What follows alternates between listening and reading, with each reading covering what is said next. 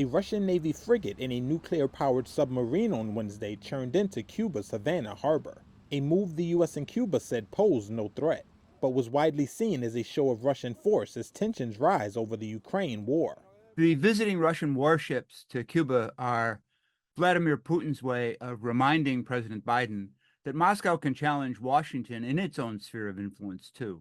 William Leo Grand is a professor at American University. This geopolitical alignment has echoes of the Cold War, but unlike the first Cold War, the Cubans are drawn to Moscow now not by any ideological affinity, but by economic necessity. Cuba is in a desperate economic situation, and Russia is the only country that has been willing to provide significant help, just as it did during the Soviet era. The stopover coincides with Cuba's worst social and economic crisis in decades, with shortages of everything from food, medicine, and fuel, and growing discontent on the streets. According to Russia's defense ministry, the 4 Russian vessels sailed to the communist-run country on Wednesday after conducting high-precision missile weapons training in the Atlantic Ocean. Cuba's foreign ministry said the fleet carried no nuclear weapons, something echoed by U.S. officials. Curious locals, fishermen, and police looked on.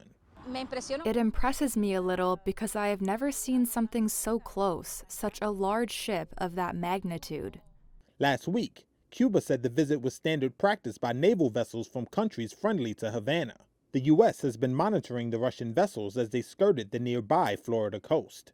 On Wednesday, White House National Security Advisor Jake Sullivan told reporters that such naval exercises were routine.